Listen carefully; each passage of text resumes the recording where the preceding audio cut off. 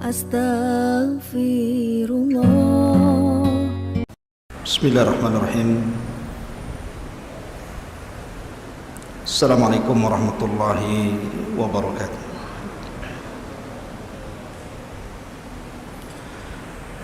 Alhamdulillah,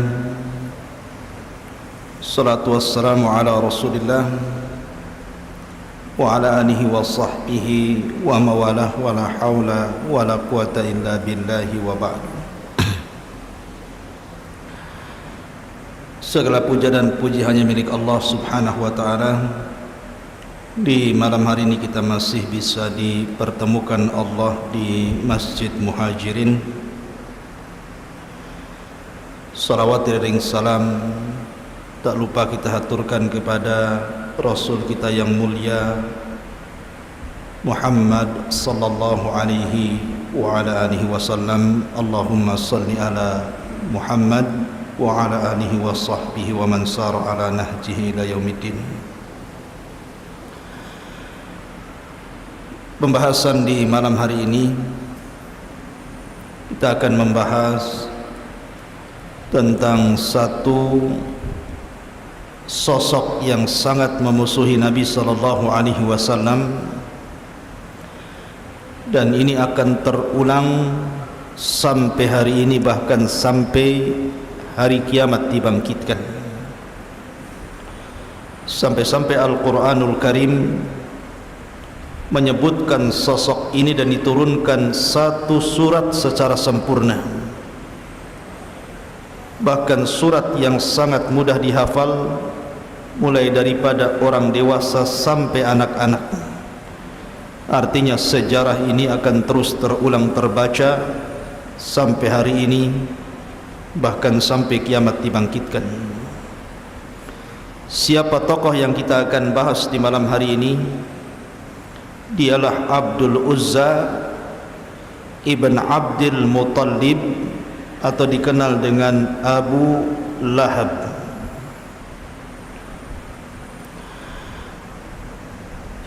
Anda harus bedakan antara Abu Lahab dengan Abu Jahal,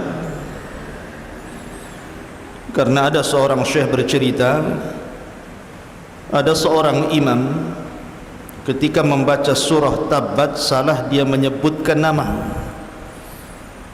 Tabbat siada Abi Jahlin wa tab, katanya. Beda ya Abu Jahal dengan Abu Lahab. Kalau Abu Lahab adalah paman Nabi sallallahu alaihi wasallam dari Bani Abdul Manaf. Sementara Abu Jahal bukan siapa-siapa Rasul, karena dia dari Bani Mahzum, tetapi sama-sama dari Quraisy. Abu Lahab namanya adalah Abdul Uzza ibn Abdul Muttalib ibn Hashim ibn Abdi Manaf ibn Qusay ibn Kilab ibn Marrah ibn Ka'ab ibn Lu'ay sampai kepada Ibnu Ma'd ibn Adnan, dan terus sampai kepada Ismail alaihi salatu wassalam, putra Ibrahim alaihi salatu wassalam. Lah Abu Lahab sendiri dikaruniai anak-anak yang cukup banyak, ada 4 orang. Yang pertama namanya Utbah ibn Abi Lahab, yang kedua namanya Utaibah ibn Abi Lahab, yang ketiga namanya Mu'tab ibn Abi Lahab, dan yang terakhir Dzurrah bintu Abi Lahab. Ini semua putra-putra dan satu putri Abi Lahab yang disebutkan oleh ahli sejarah. Bicara tentang Abi Lahab, Abu Lahab itu kunyah dan bukan nama aslinya. Sebab tadi saya katakan bahwa nama aslinya adalah Abdul Uzza, sama dengan Abu Jahal, itu kunyah. Nama aslinya adalah Amr ibn Hisham. Sama dengan Abu Bakar, itu kunyah. Nama aslinya Abdullah ibn Uthman ibn Kuhafa. Jadi terkadang orang itu dikenal dengan kunyahnya tapi tidak dikenal namanya. Seperti saya, Abu Humairah. Sebagian orang tidak tahu nama asli saya. Tetapi dalam Islam kunyah itu merupakan syaraf, merupakan keutamaan, bahkan sunnah hukumnya. Dan biasanya kunyah itu dinasabkan kepada putra terbesar dari orang yang memiliki putra tadi, atau mungkin putra yang paling soleh dari anak-anaknya kemudian dikunyahnya kepada dia. Tetapi karena ini sunnah, terkadang orang yang tidak punya anak pun disunnahkan untuk memiliki kunyah. Contohnya Aisyah radhiyallahu anha. Aisyah radhiyallahu anha itu tidak punya keturunan, tapi orang-orang memanggilnya Ummu Abdillah. Padahal Abdullah bukan anaknya Aisyah, tapi anak daripada Asma, saudarinya yang tertua, Asma bintu Abi Bakar, yang menikah dengan Zubair bin Awam. Lahirlah Abdullah ibn Zubair. Tetapi karena Abdullah bin Zubair masih kecil, suka digendong Aisyah radhiyallahu anha, maka orang-orang kemudian memanggilnya Ummu Abdillah. Padahal bukan nama anak Aisyah, karena Aisyah tidak punya anak, tapi begitulah kunyah. Lalu kenapa kemudian Al-Quranul Karim menetapkan kunyah bagi Abdul Uzza dengan Abu Lahab dan Abu Jahal, padahal namanya Amr ibn Hisham? Bukankah kunyah itu sebuah keistimewaan dan sunnah? Ada beberapa alasan yang disebutkan para ulama. Tentu Abu Lahab diberikan kunyah tersebut bukan sebuah keutamaan, karena kalau seandainya kemudian Al-Quran itu menyebut dengan nama aslinya, maka sejarahnya akan hilang ketika wafatnya Abil Uzza. Makanya tidak kemudian disebutkan dalam Al-Quran itu nama Abil Uzza, tapi kunyahnya Abi Lahab, seolah-olah Allah subhanahu wa ta'ala ingin mengatakan kepada kita bahwa akan muncul Abi Lahab setelah Abi Lahab di zaman Nabi sallallahu alaihi wasallam. Karena bagaimanapun ada kaidah tafsir yang mengatakan al-ibratu bi umumil lafzi la bi khususis sabab, bahwa pelajaran dalam Al-Qur'an itu bukan karena sebab turunnya sebuah ayat atau surat, tetapi karena umum lafaz yang terkandung dalam Al-Quran itu. Ma'asyiral muslimin yang dimuliakan Allah Azza wa Jalla, atau karena nama asli Abu Lahab itu adalah nama musyrik. Abdul Uzza, hambanya Uzza, dan Uzza itu salah satu patung yang disembah di zaman jahiliyah. Sebagaimana Allah mengatakan afara'aitumul lata wal uzza wa manata tsalitsatal ukhra. Makanya Al-Quran tidak menghendaki nama kesyirikan dalam tata bahasa Quran. Makanya tidak disebut tabat siada Abil Uzza, tetapi tabat siada Abi Lahab, supaya tidak ada lafaz kesyirikan dalam Quran. Karena tidak boleh seseorang menasabkan kalimat hamba kecuali kepada Allah subhanahu wa ta'ala. Adapun kunyah Abu Jahal itu pemberian Nabi sallallahu alaihi wasallam, karena bagaimanapun Abu Jahal itu adalah orang yang dikatakan Nabi sallallahu alaihi wasallam Fir'aunnya umat ini.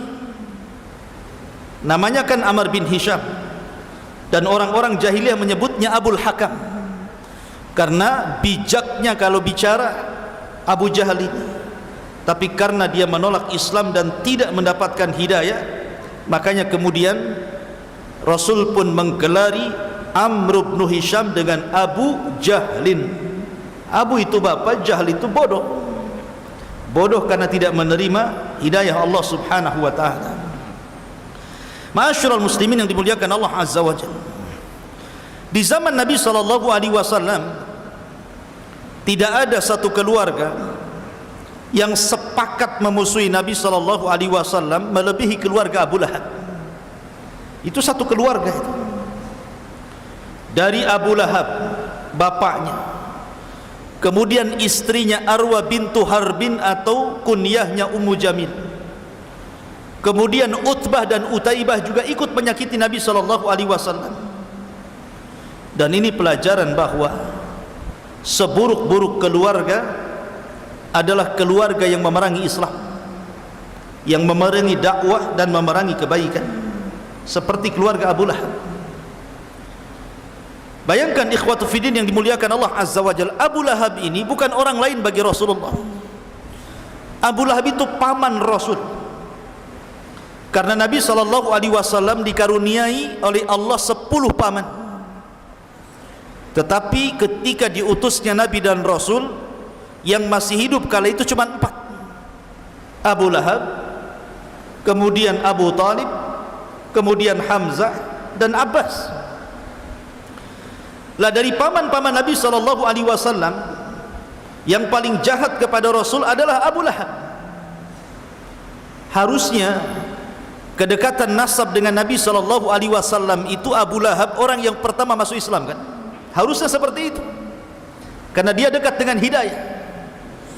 Akan tetapi justru Abu Lahab pula lah yang pertama kali memusuhi Islam dan Rasul sebelum yang lainnya. Sebelum Abu Jahal, sebelum Umayyah, sebelum Al-Walid, sebelum tokoh-tokoh Quraisy, dia pula yang memulai permusuhan itu. Dari sini Nabi SAW bersabda, "Man sanna sunnatan sayyi'atan falahu wizruha wa wizru man amila ba'dahu la yanqusu min auzarihim syai'ah." Barang siapa yang memberikan contoh buruk kemudian diikuti keburukannya orang lain, maka dia dapat dosa dan dosa orang yang mengikutinya tanpa mengurangi dosa mereka sedikit pun. Maka jangan-jangan seperti Abu Lahab yang kemudian memberikan contoh buruk akhirnya diikuti manusia. Ma'asyiral muslimin yang dimuliakan Allah Azza wa Jalla, bagaimana bentuk permusuhan Abu Lahab kepada Rasul? Ketika Nabi SAW diturunkan ayat wa anzir ashiratakal aqrabin, berilah peringatan kepada keluarga terdekat wahai Muhammad. Maka Nabi SAW mengumpulkan seluruh kerabat-kerabatnya di Bukit Safa. Di situ Nabi SAW berkhutbah. Dan ingat, Nabi SAW itu orangnya paling jujur, tidak pernah mengucapkan kalimat dusta. Sehingga Nabi SAW ingin menguji orang-orang Quraisy ketika itu dan mengatakan, ya ma'syara Quraisyin, wahai orang-orang Quraisy, apakah kalau saya katakan sesungguhnya miwarai hadal jabal, di balik bukit Abi Kubais ini, khailun yusabbihukum wa yumassikum, ada tentara berkuda yang akan menyerang kalian di pagi ataupun sore hari kalian, apa kalian mau membenarkan kata-kataku? Sepakat orang-orang berteriak dan mengatakan, majarrabna alaika kadhiba, kami tidak pernah mendapati kedustaan di lisanmu wahai Muhammad. Katakanlah kalau engkau ingin perlu kepada kami. Ketika Rasul melihat bahwa semuanya mengakui kejujuran dia, dari sini maka Nabi SAW mulai kemudian mendakwahkan dakwah tauhid. Kemudian mengatakan, idzan qulu la ilaha illallah tuflihu, kalau begitu katakan bahwa tidak ada sesembahan yang berhak disembah kecuali Allah, kalian akan beruntung.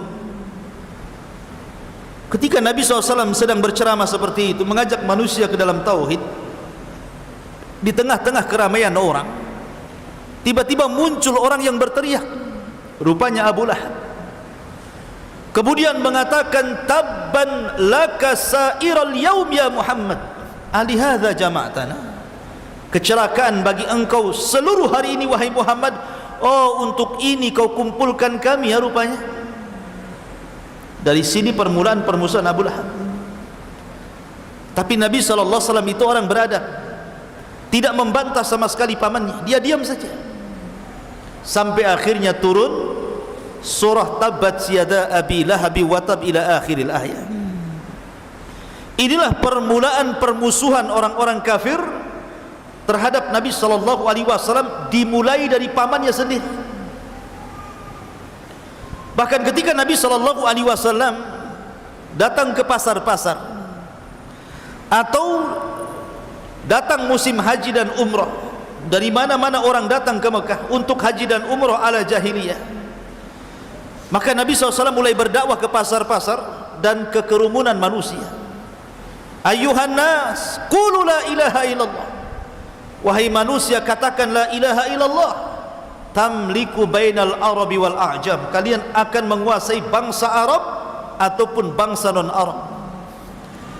Lah Abu Lahab itu selalu ada di belakang Rasul, sambil melempari batu kecil itu dia lempari kepada Rasul, kemudian mengatakan la tusaddiquhu fa innahu kadhib fa innahu sahir, jangan kau benarkan orang ini pendusta, orang ini tukang sihir. Bayangkan, Nabi mengajak manusia ke dalam tauhid, sementara Abu Lahab berteriak-teriak di belakang Rasul dan mengatakan jangan kau benarkan orang ini karena dia tukang sihir dan dia orang gila dan dia pendusta. Secara logika ikhwan, kalau yang menentang Rasul orang lain itu biasa saja, wajar orang itu bermusuhan dengan orang yang tidak ada hubungan kerabat. Tapi kalau yang memusuhi orang dalam, apalagi pamannya sendiri, kira-kira pandangan orang lain seperti apa coba? Pasti pandangan orang lain mengatakan alah pamannya saja mengatakan dia dusta, apalagi kami. Pamannya saja mengatakan dia tukang sihir, dia gila, apalagi kami. Inilah tantangan terberat dalam dakwah kalau yang menghalang-halangi orang dalam. Yang menghalangi dakwah dari dalam, apalagi dari tubuh keluarga, itu sangat berat sekali, dan itu yang dialami Nabi SAW. Bahkan suatu ketika Abu Lahab itu selalu menaruh kotoran di depan pintu Rasul SAW, selalu cari kotoran diletakkan di depan pintunya. Kemudian apabila Nabi SAW datang atau hendak keluar, terkadang tersakiti dengan kotoran itu, terkadang terinjak, karena di zaman itu jarang orang pakai sandal. Sandal itu sesuatu yang sangat istimewa di zaman itu. Jangan di zaman itu, di zaman kita kecil-kecil saja orang ke sekolah itu nggak pakai sepatu, nyeker kan gitu, susah orang mau beli sepatu itu, apalagi di zaman Rasul. Orang pakai sandal itu kalau safar saja, karena supaya tidak langsung terkena padang pasir yang panas menyengat itu. Maka Rasul terkadang tersakiti. Maka Nabi SAW terkadang mengatakan ayu jiwarin hadha, tetangga seperti apa ini? Terkadang Nabi SAW berteriak seperti itu, tetangga seperti apa ini, tidak menghormati tetangganya. Sampai suatu ketika Hamzah mendengar bahwa Abu Lahab itu selalu meletakkan kotoran di depan rumah pintu Nabi SAW. Marah Hamzah, padahal Hamzah ketika itu masih kafir, belum pun masuk Islam. Tetapi adat seperti ini tidak baik, walaupun masa jahiliyah gitu, tidak menghormati tetangga. Datanglah Hamzah, diambilnya kotoran itu, dicarinya Abu Lahab. Setelah ketemu Abu Lahab, diletakkan di kepala Abu Lahab. Bayangkan, berani nggak antum meletakkan kotoran di kepala orang yang menyakiti Islam? Akhirnya kemudian Abu Lahab mengatakan kepada Hamzah, sesungguhnya saudaraku ini majnun, gila katanya. Kenapa? Kenapa dia mengatakan gila kepada Hamzah? Karena Hamzah dan Abu Lahab ini sama-sama kafir, sama-sama penyembah berhala, sementara Nabi SAW sudah beda keyakinan. Harusnya Hamzah dengan Abu Lahab ini klop, memusuhi Rasul karena sama keyakinannya, berbeda dengan Rasulullah. Tapi begitulah Hamzah berbeda maukifnya, walaupun sama-sama kafir. Abu Lahab kafir, dia pun kafir, tapi Hamzah punya akhlak. Dia punya akhlak. Makanya sebab itu pula Hamzah masuk Islam dan mengatakan kepada Abu Lahab, jangan kau ulangi ya Aba Lahab, karena sesungguhnya aku berada di atas agama Muhammad. Padahal dia belum masuk Islam tuh, belum mengucapkan syahadat, tapi dengan sebab itu Hamzah masuk Islam. Maka penting antum itu menampakkan akhlak. Akhlak itu yang menjadikan orang dapat hidayah. Terkadang orang itu tidak bicara tapi akhlaknya bagus, maka banyak pujian mengalir kepada dia. Tapi ada orang yang rajin sholat, rajin puasa, rajin sedekah, tapi akhlaknya enggak bagus, lisannya enggak bagus gitu kan, malah dicela orang. Maka akhlak itu penting dalam Islam. Ma'asyiral muslimin yang dimuliakan Allah Azza wa Jalla. Lah, di antara permusuhan lain Abu Lahab. Abu Lahab itu kan punya anak namanya Utbah dan Utaibah. Subhanallah. Utbah dan Utaibah ini menikah dengan dua putri Nabi sallallahu alaihi wasallam sebelum Rasul diangkat menjadi nabi dan rasul. Adapun Utbah menikah dengan Ruqayyah. Adapun Utaibah menikah dengan Ummu Kulthum, dan dua-duanya putri Nabi sallallahu alaihi wasallam. Tetapi baru saja mereka melangsungkan akad pernikahan, keduanya langsung berangkat berdagang ke Syam dan tidak sempat digauli. Subhanallah, ini hikmah. Tidak sempat digauli. Hanya akad nikah, habis itu mereka berdua pergi untuk berdagang ke Syam. Lah ketika mereka berada di Syam itulah Nabi SAW diangkat menjadi Nabi dan Rasul. Lah ketika itulah terjadi permusuhan sengit antara Rasul dan Abu Lahab. Sehingga ketika keduanya pulang, Utbah dan Utaibah ini, maka ayahnya kemudian mengatakan kepada kedua putranya, seraya kemudian menunjuk untuk menceraikan istri-istri keduanya. Inna ra'si wa ra'sikuma haramun. Inna ra'si wa ra'sakuma haramun. Sesungguhnya kepalaku dan kepala kalian berdua haram kalau kalian tidak menceraikan kedua putri si Muhammad itu. Sampai segitunya permusuhan Abu Lahab. Adapun Utbah, dia langsung datang kepada Nabi SAW dan mengatakan, aku ceraikan Ruqayyah, kemudian pergi. Adapun Utaibah, dia ingin menunjukkan permusuhan kepada Rasul di hadapan ayahnya. Dia tidak langsung menceraikan Ummu Kulthum. Dia datang kepada Nabi SAW ketika hendak berangkat ke Syam untuk berdagang. Ditariknya gamis Nabi SAW, kemudian dikoyak. Setelah itu diludahi wajah Rasul, tetapi tidak kena. Sambil menghina Nabi SAW, kemudian menceraikan Ummu Kulthum di hadapan Rasul. Lihat bagaimana permusuhan keluarga ini, sampai anak-anaknya pun dipengaruhi untuk memusuhi Nabi SAW. Tetapi al-jaza'u min jinsil amal, ikhwan. Namanya balasan itu disesuaikan dengan perbuatan. Utbah tidak menyakiti Rasul, hanya menceraikan begitu saja.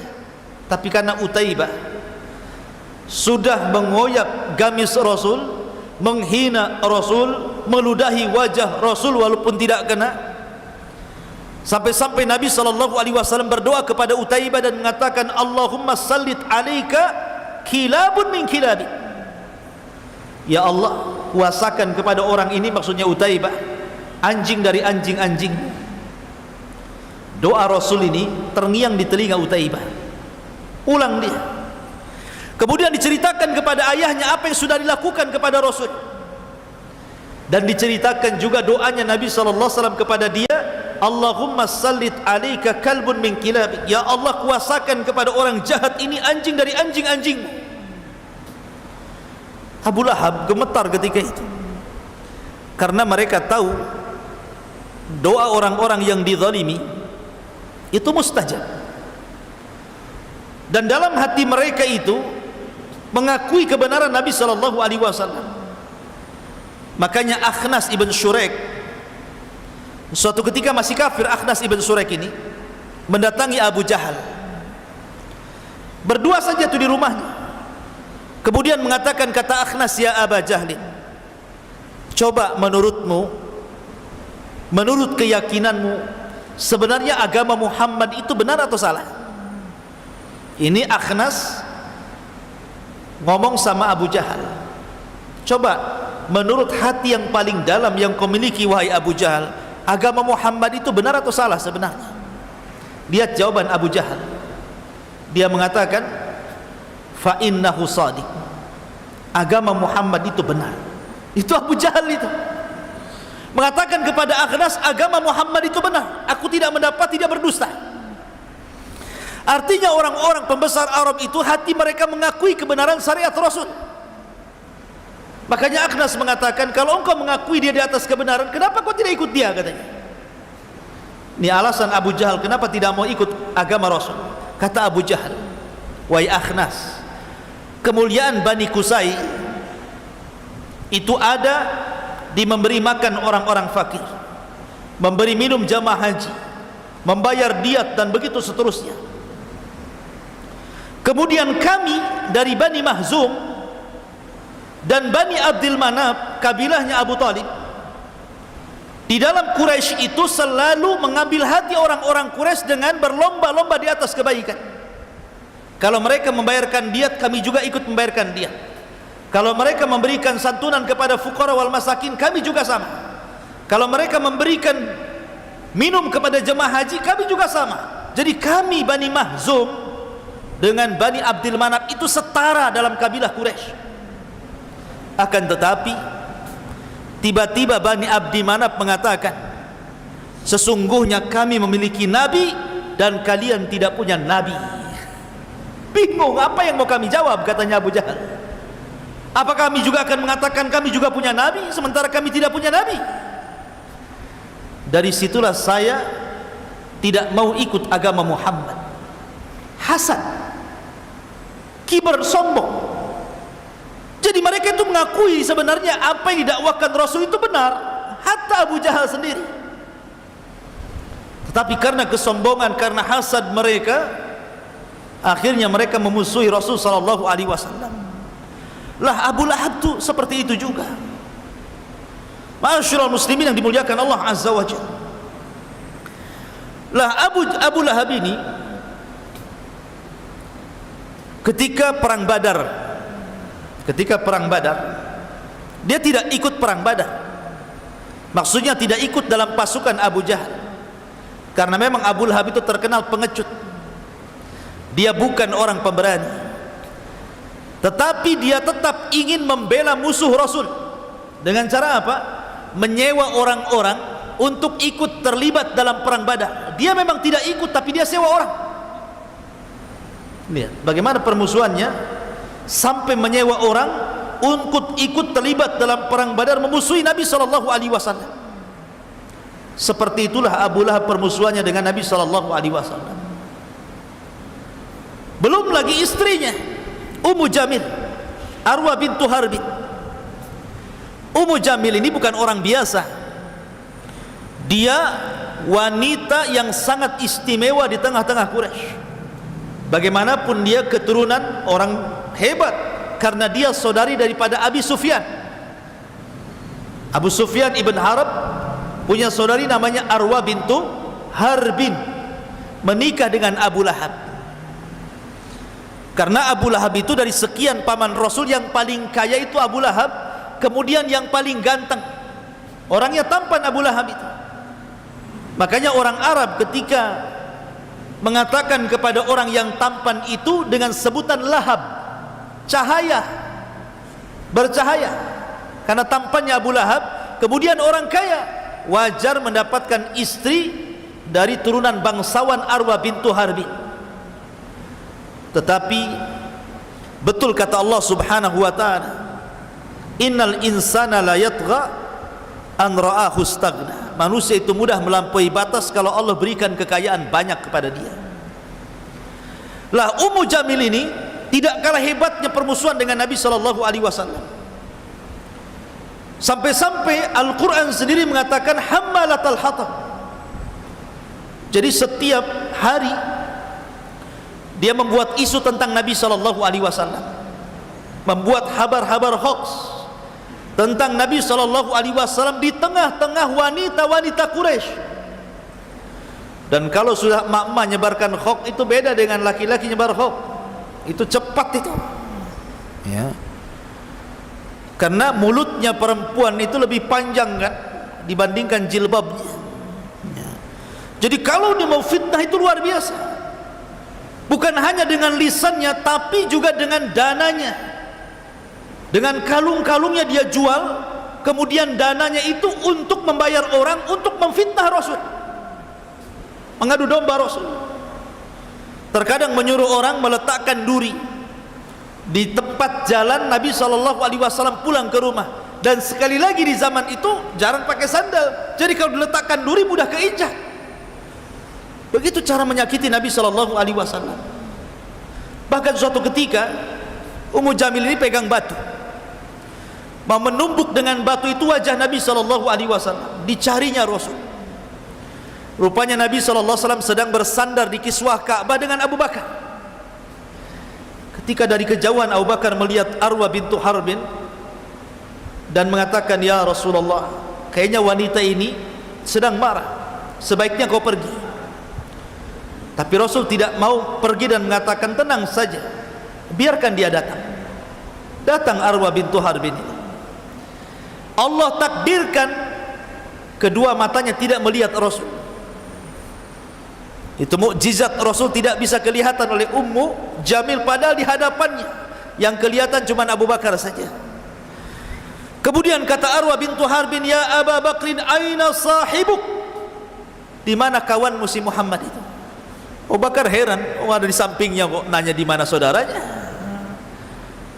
Tetapi Rasul hanya mengisyaratkan dengan matanya, layani saja. Kata Abu Bakar, kenapa kau mencari saudaraku Muhammad? Kata Arwa bintu Harbin, qad balagani annahu yahjuni. Telah sampai berita kepadaku dia telah mengejek diriku. Lau ra'aituhu la ramaituhu bihadal hajara fi. Kalau aku lihat dia, aku lempar batu yang ada di tanganku ke kepalanya, katanya. Bayangkan. Kemudian dia membacakan syair, mudhammaman abaina wa amrahu asaina wa dinahu qalaina.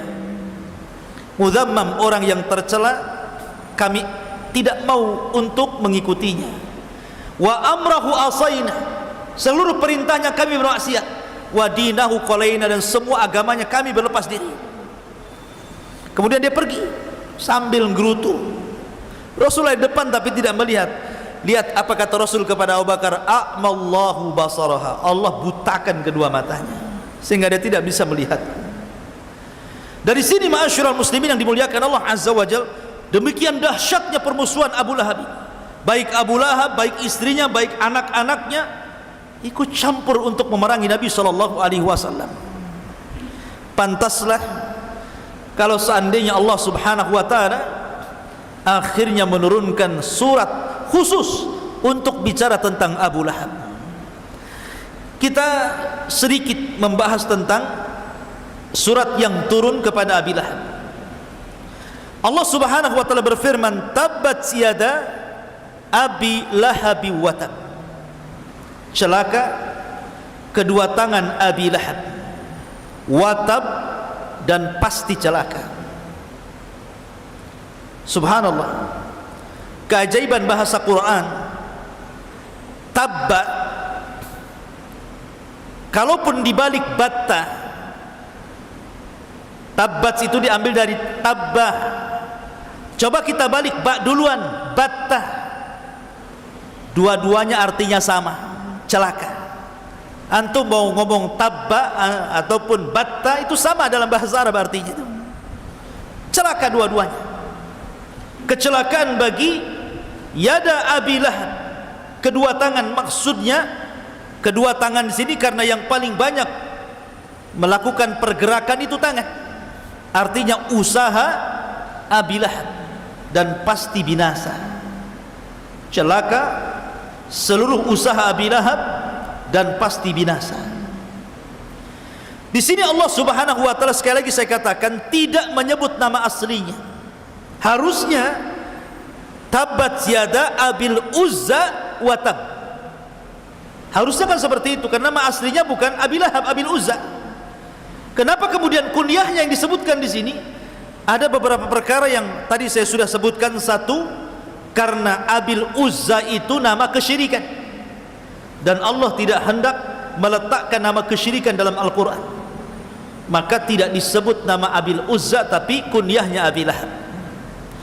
Yang kedua, disebut Abi Lahab tidak Abil Uzza. Kalau seandainya Allah mengatakan Tabbat yada Abil Uzza, berarti dengan meninggalnya Abil Uzza selesailah kisah ceritanya sampai di sini. Tetapi ketika Allah tidak menyebutkan nama aslinya, malah menyebutkan nama kunyahnya, maka akan datang Abi Lahab. Abi Lahab sampai hari ini, bahkan sampai kiamat dibangkitkan, akan datang Abi Lahab yang banyak. Dan Abi Lahab itu simbol orang yang memusuhi Islam. Lihat hari ini betapa banyak Abi Lahab yang nongkrong di hadapan medsos itu, yang menulis untuk menghina Islam, merendahkan Islam, menghina Rasul, menghina Al-Quran. Itu semua Abu Lahab. Mereka Abu Lahab. Lihat bagaimana orang merobohkan Islam ini terkadang mulai dari perkara kecil sampai besar. Mengatakan jilbab tidak wajib, mengatakan solat tidak wajib, mengatakan ikhtilat boleh, sampai kemudian mengatakan bahwa semua agama sama. Ini siapa yang bicara seperti ini kalau bukan Abu Lahab? Makanya ketika kemudian Allah mengatakan Tabbat yada Abi Lahab, akan muncul Abi Lahab sepanjang zaman, karena Abi Lahab itu simbol orang-orang yang tidak suka dengan Islam dan memerangi Islam. Maka jangan seperti Abi Lahab, ya. Tabbat yada Abi Lahab wa tab, ma aghna anhu maluhu wa ma kasab. Tidak akan manfaat bagi Abi Lahab itu seluruh hartanya, bahkan seluruh apa yang diusahakannya termasuk keturunannya. Karena Abi Lahab ketika turunnya ayat ini, dia kumpulkan orang-orang Quraisy, kemudian dia mengatakan in kana ma qala Muhammadun lasadiq, kalau yang dikatakan Muhammad itu benar, saya selana naron dzatal lahab, aku akan dimasukkan ke dalam api yang menyala-nyala. Aku ini orang kaya, kata Abu Lahab. Anakku sukses, Utbah, Utaibah, Mu'tab, semua sukses anakku. Tidak ada anakku yang terlantar. Aku bisa tebus dengan harta dan anak-anakku, katanya. Tapi Allah Subhanahu wa taala katakan ma aghna anhu maluhu wa ma kasab. Mau hartanya, mau anak-anaknya enggak akan manfaat lagi ketika sudah berhadapan dengan Allah Azza wa Jalla. Enggak ada manfaatnya. Makanya Allah mengatakan yaumul la yanfa'u malun wala banun illa man atallaha biqalbin salim. Pada hari di mana harta dan anak-anak tidak ada sama sekali yang bisa menolong, kecuali orang yang datang kepada Allah dengan membawa hati yang selamat. Jadi apalah hartanya? Makanya Umar bin Abdul Aziz, khalifah yang sangat adil, sebelum wafatnya dia minta diantar ke kuburan. Kemudian dia turun ke liang lahat. Kemudian dia mengatakan ma aghna anni maliyah halaka anni sultaniyah. Duhai harta yang kubangga-banggakan, kalau orang sudah masuk ke liang lahat ini enggak ada manfaatnya.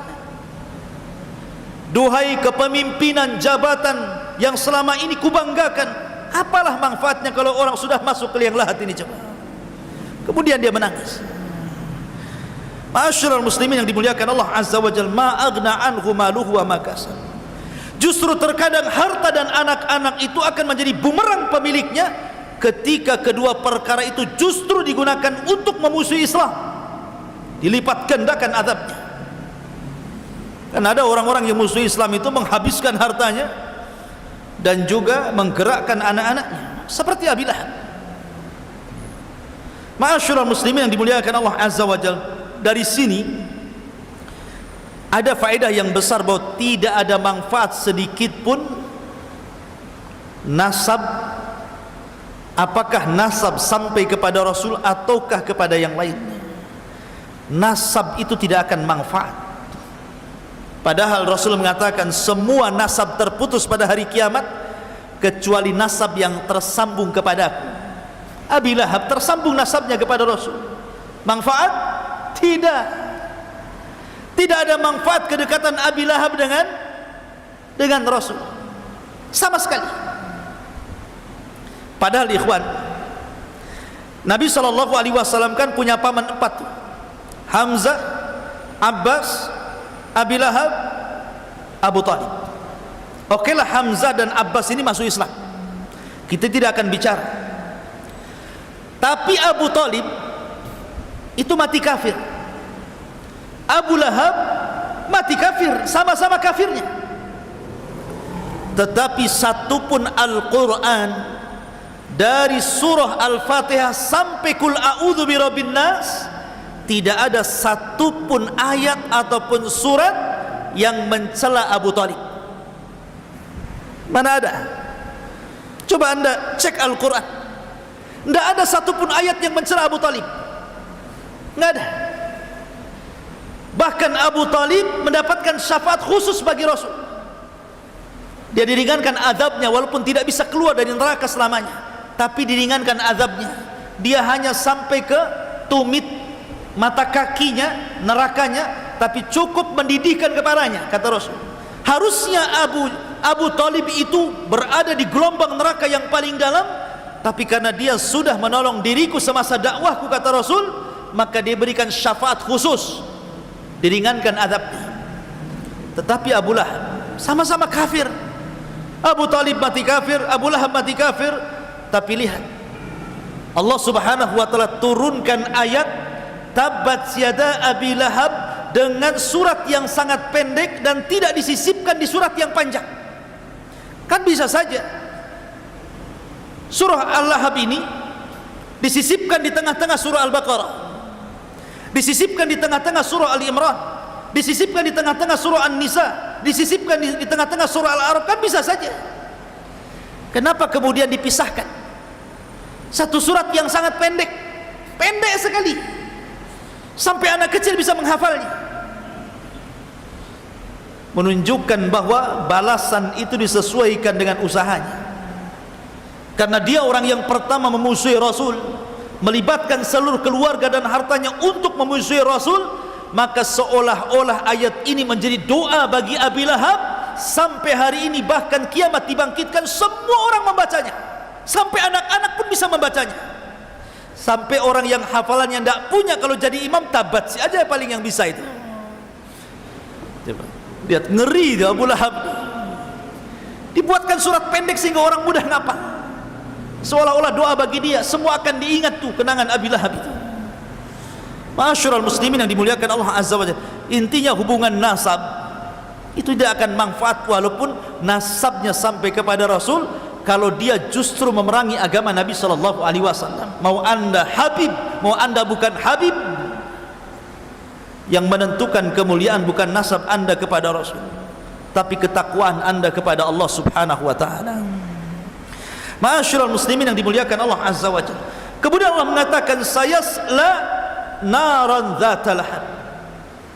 Abi Lahab ini akan dimasukkan ke dalam neraka dzatal lahab yang menyala-nyala. Lihat bahasa Quran, Allah tidak mengatakan sayasla nar jahannam, umpamanya seperti itu, Allah masukkan ke neraka jahannam, tidak.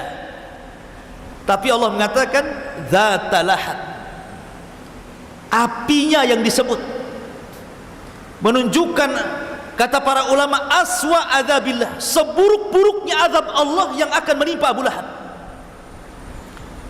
Bahwa Abu Lahab itu bukan hanya sekedar didekatkan dengan api neraka, tapi akan dibakar langsung, kemudian langsung gosong, langsung jadi abu, baru kemudian dikembalikan menjadi Abu Lahab kembali dan dibakar kembali. Sampai-sampai bahasa Quran seperti itu. Saking kerasnya azab Allah kepada Abi Lahab. Kemudian Allah mengatakan wamra'atuhu. Subhanallah, Allah tidak memfathahkan tak tetapi mendomahkan. Allah tidak mengatakan wamra'atahu, tapi Allah mengatakan wamra'atuhu, pakai dhammah, tidak pakai fathah. Kenapa? Kalau dia pakai fathah berarti jumlah baru. Berarti kisah Abu Lahab sampai sayasla naran dzata lahab selesai sampai di sini. Kemudian ada jumlah yang baru bercerita tentang istrinya. Itu kalau di fathah. Tapi kalau di dhammah berarti cerita istrinya masih nyambung dengan cerita sebelumnya, diatofkan pakai wawu atof, wa mar'atuhu, menunjukkan bahwa istrinya pun akan mengalami azab yang sama yang akan ditimpakan kepada Abi Lahab. Apa yang Allah timpakan dari azab Allah kepada Abi Lahab juga menimpa kepada istrinya, gitu maksudnya. Sampai detailnya bahasa Quran seperti ini. Allah tidak memfathah wa mar'atahu, tapi wa mar'atu dimaktufkan bahasanya, diatofkan gitu ya, disambungkan dengan kalimat sebelumnya. Dan kenapa? Bukankah Arwa bintu Harbin itu istrinya Abu Lahab? Dan bahasa Quran istri itu pakai zaujatun, kan itu ya, istri itu zaujatun. Kalau imro'ah itu wanita biasa, harusnya bahasa Quran itu wa zaujatuhu, kan itu ya, hammalatal hatab. Tapi kenapa Allah mengatakan wa imra'atuhu dan wanita Abi Lahab, bukan menggunakan kalimat dan istrinya Abi Lahab? Al-Quran ya, beda zaujah dengan imro'ah. Kata para ulama, lihat ketika Allah mengibarahkan istri Lut, istri Nuh, istri Fir'aun, semua menggunakan kalimat imro'ah. Wa daraballahu mathalan lilladzina kafarum ra'ata Nuhin wa imra'ata Lut. Kenapa Nuh seorang nabi, Lut seorang nabi, tidak menggunakan zaujah tapi menggunakan imro'ah? Karena dalam keluarga Nuh dan Lut itu tidak ada kedamaian,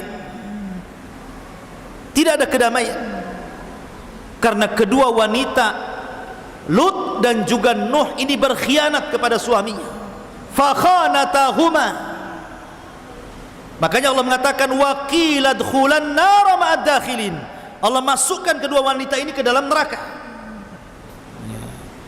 Sama di sini juga wa mar'atuhu hammalatal hatab. Seolah-olah Allah ingin mengatakan bahwa Abu Lahab dengan istrinya ini tidak akur di dalam rumah tangganya. Banyak cekcok, dan cekcoknya istrinya Abu Lahab dengan Abu Lahab itu lebih besar di dalam rumah tangga dibandingkan di luar rumahnya. Jadi mereka itu selalu tidak damai, tidak tenang, suka cekcok. Mereka hanya sepakat itu kalau memusuhi Nabi saja. Oh gitu. Jadi itu bahasa Quran seperti itu.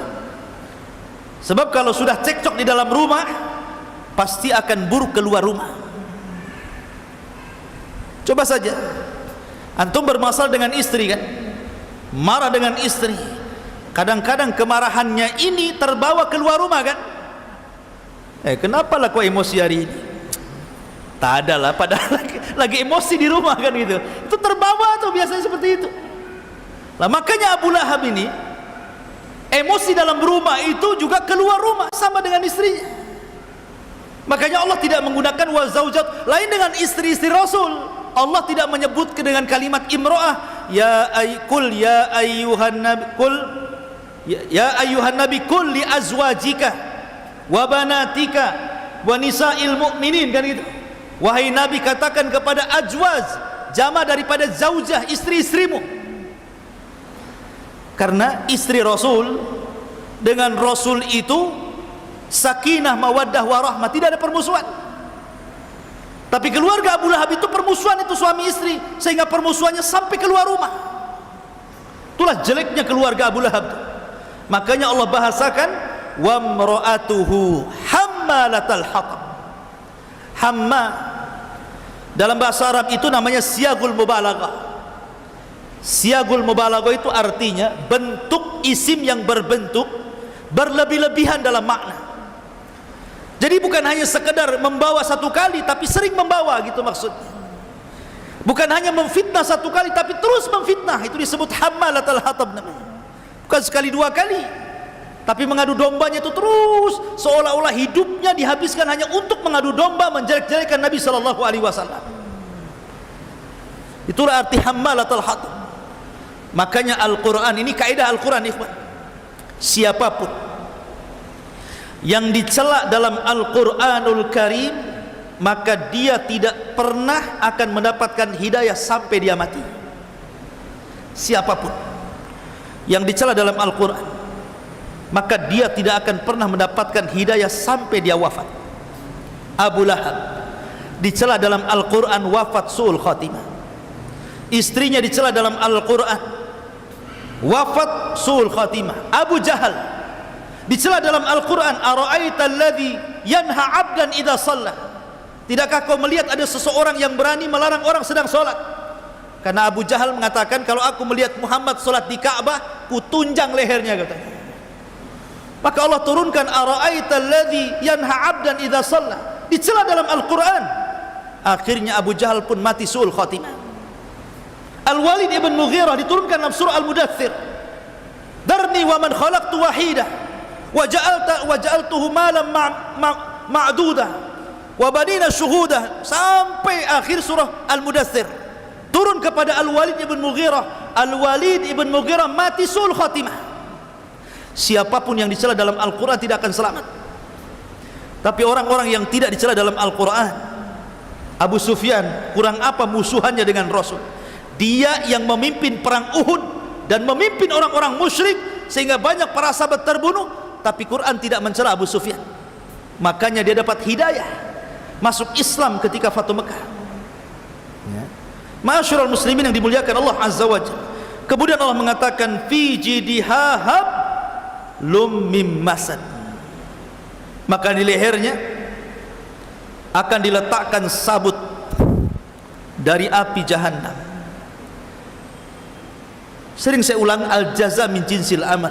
Balasan itu sesuai dengan usahanya.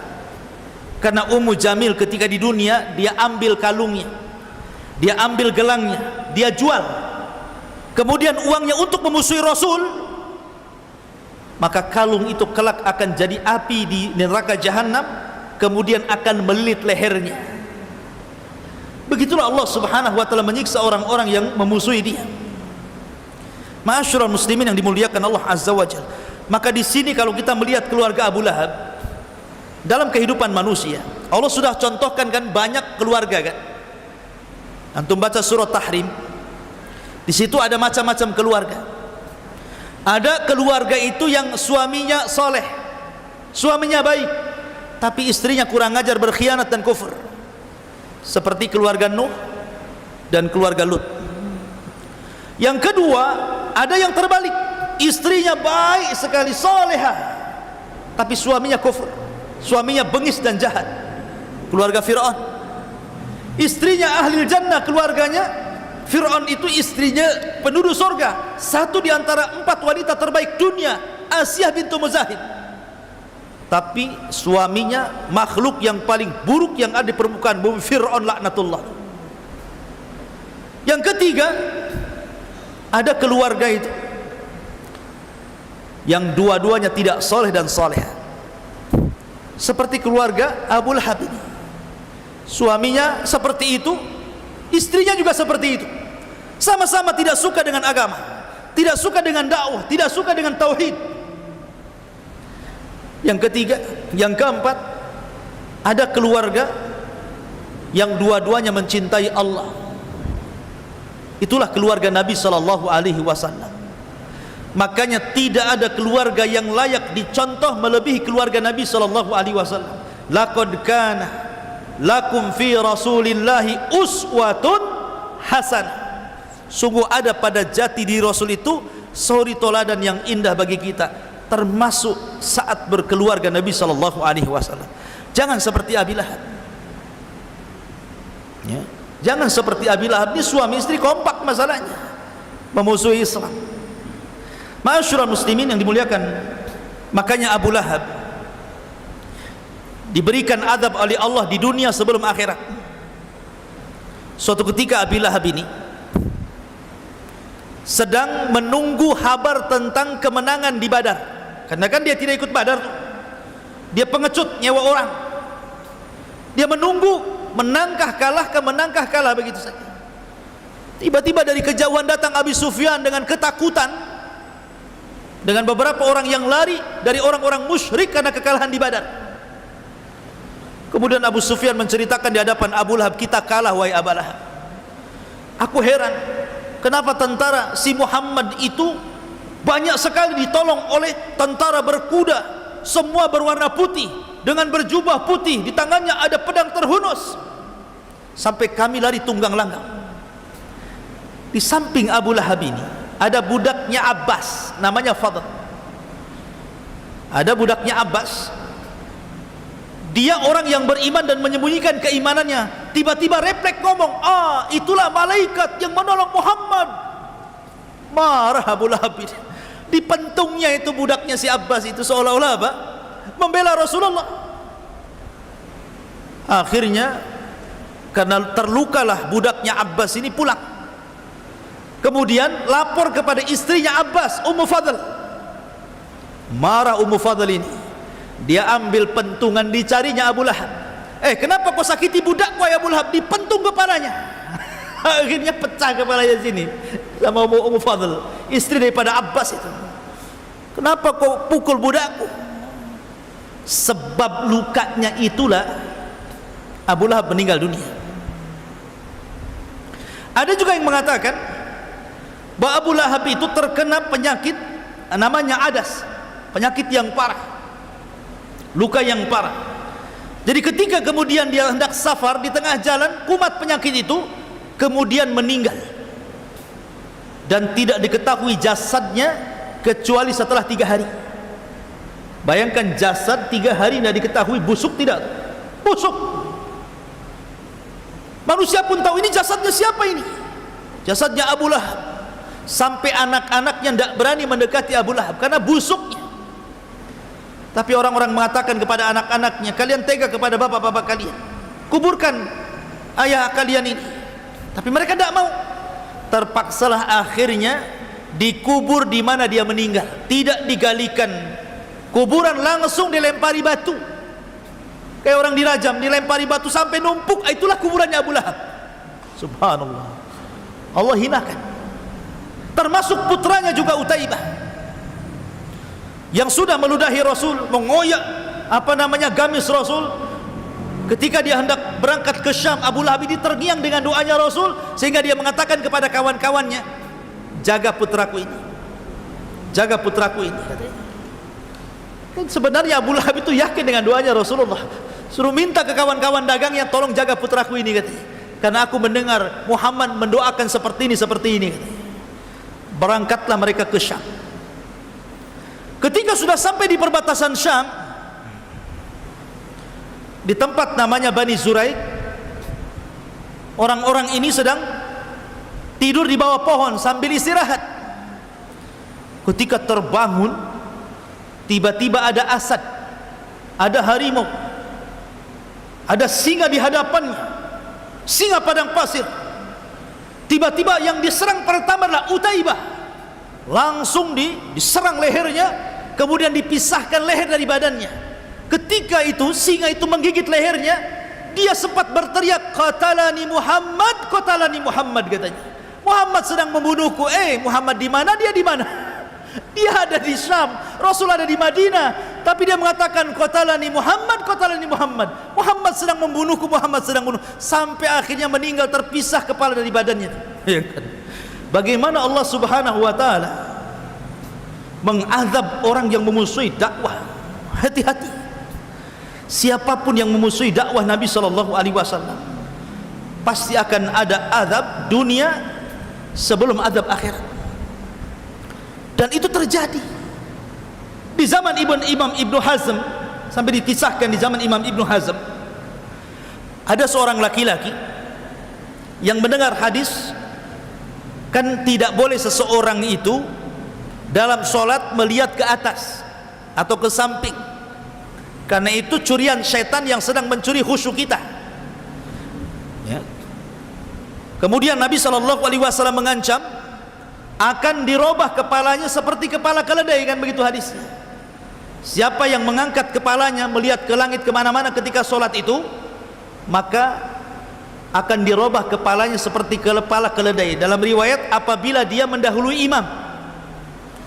Jadi imam belum ruku, sedang ruku belum berdiri, dia sudah berdiri, maka diancam kepalanya seperti kepala keledai, akan dirubah kepalanya seperti kepala keledai, katanya.